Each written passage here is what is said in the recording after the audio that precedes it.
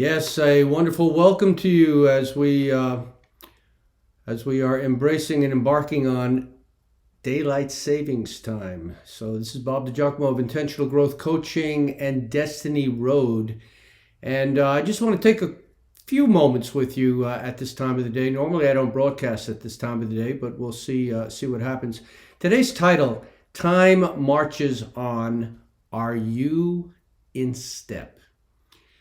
And as I was waking up this morning and checking all my normal things that I check in on every single morning without fail, cell phone alerts, email, newspapers online, et cetera, everything, like Facebook, everything that we normally check online in this day and age. It's almost like the day doesn't start until we've checked in on what we have to check in on. But I suddenly realized that we were at that time of the year when we're supposed to spring forward.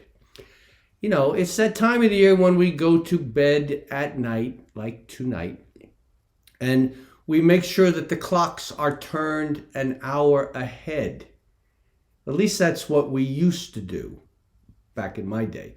And that's because sometime during the night, sometime during tonight, daylight savings time is going to kick in. Yes, somewhere during the night, our minds are supposed to process that it's an hour later, even though our bodies and probably still our minds say that it's still an hour early. And hence the expression of how we remember this phenomenon called daylight savings time and standard time or fall time. That phenomenon we go through twice a year. And so we always remember in the spring we spring forward, and the fall we fall back. And that's how we kind of remember when it's time to adjust the clocks. Do we go forward or do we go back? And I don't know. Sometimes this can be as clear as mud, confusing to those who don't really know, and in fact, for some who may not even care for that matter. And I say this because time does and will continue to march on, whether we choose to acknowledge it, recognize it, or even worry about it.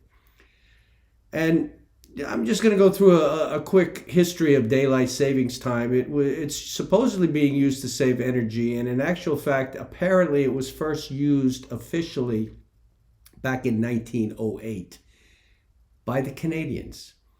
So daylight savings time is a seasonal time change measure that was put into effect to help us get maximum use out of the sunlight in the day. But it didn't catch on globally actually until about 1916 during World War I, when the Germans and the Austrians, who were busy fighting each other, well, I should say the Germans and the Austrians were fighting together and they were fighting everybody else, put it into effect to help them save on energy and fuel to help them with the war effort.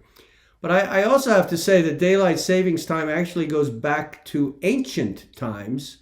I guess they were using sundials and sand clocks back in those days. But we use it in over 30 countries worldwide today, which can actually still be confusing because there's been a never-ending daylight savings time debate out there. I've traveled to many countries where they don't use daylight savings time at all. I'll explain that momentarily. But the pros of daylight savings time are that the longer evenings motivate people to get out of the house, spend more time outdoor recreationally, doing things, golf and swimming and all sorts of things. And of course, when we're not in COVID, helping the tourism industry, because the longer the day is brighter, the more tourists are out spending money. But there are some cons to this, and quite frankly, it's really whether or not daylight savings time does actually save energy. We're supposedly using less artificial light during the day, but some additional cons are that daylight savings time can make people sick. It changes your body habits, your lack of sleep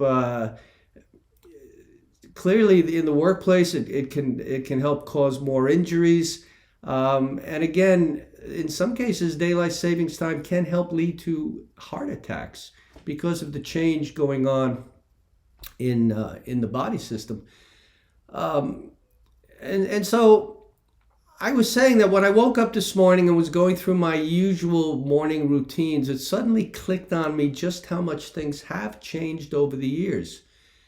You've heard me many times jokingly refer to the fact that I've been around for over 2 centuries. Well, my generation, the baby boomers, came into effect mid 20th century, and so we're on our way to mid 21st century if we live long enough to see it. Um, so yes, I've been around for 2 centuries, but I have seen some changes. So what's changed out there in our world? Back in my early days, it was not uncommon to have a clock located in every single room of the house. And they came in many shapes and many sizes, and they were analog. And then as I grew up into my teens, the digital clock came about. And then even they made it convenient. They put a clock and a radio together with an alarm in it. They called it a clock radio, and that made things a lot more convenient to tell time. And of course, radio would broadcast the time every on top of the hour, at the quarter past the hour, half past the hour, etc. And once the Apple phone and the wristwatch came into being, again, things continued to evolve. But, the wristwatch became something that we prized when we were young, almost to the point that we treasured it. And of course, once we had one of those, there was no excuse for getting home late, because back in my day, it used to be home by dark. But with daylight savings time, that dark was extended until it got dark. And so, we used time. And again, as we progressed, clocks began to disappear in all of the rooms of the house. In fact, usually it was just something that was kept in the kitchen, maybe the bedroom. But again, today it suddenly dawned on me as I am being bombarded. I was being bombarded all day with emails and text messages and alerts reminding me that today is the day we set the clocks ahead tonight. Time moves forward. With or without me, it's going to move forward by an hour. And again, I suddenly realized that we don't have clocks throughout the house. I'm here in a house where we literally don't have any clocks, which is unique for me, with the exception of the clock that's in the kitchen on the stove. But I've got the iPhone. I've got the Apple Watch. It tells me time. It keeps me. So we're more focused on glancing at our electronic devices per se than we are about having clocks in the house. And of course, I can always say, "Hey Siri, what time is it?" And Siri will aptly respond. Of course, Siri didn't respond to this connection because I'm on a broadcast, and Siri doesn't interfere with those broadcasts, at least usually not.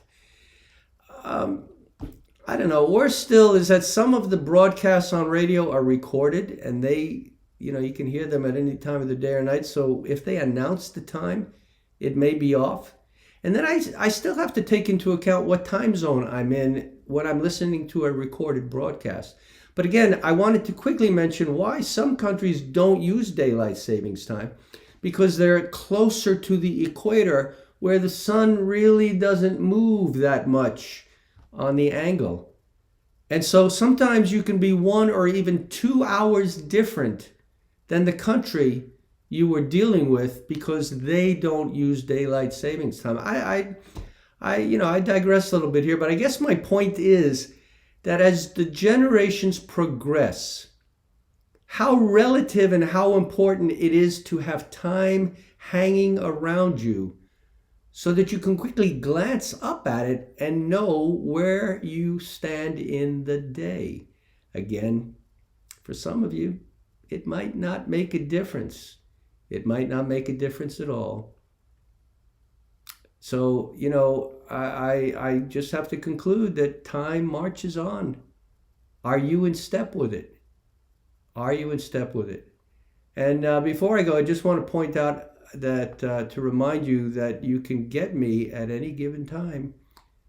There's that word again, time, by reaching out to me by email, intentionalgrowth@icloud.com. Clearly, go to my podcasts at Intentional Growth Coaching on iTunes and Google Play. I certainly want you to reach out to me over here at Advisory Cloud because I do offer anybody that is interested a complimentary discovery session where we can help work on things that may or may not be challenging you. And of course, my YouTube channel, which is at Robert D. Giacomo. Be sure to hit the subscribe buttons every chance you get so that you are always updated on things that I'm putting out there. And if you found today's broadcast to be interesting, please, by all means, let me know your comments at intentionalgrowth@icloud.com. And I will definitely look to have a conversation with you. So until next time, Bob DiGiacomo, Intentional Growth Coaching and Destiny Road. And I'll see you an hour later next time. How will you feel about that? Are you keeping in step? Bye-bye.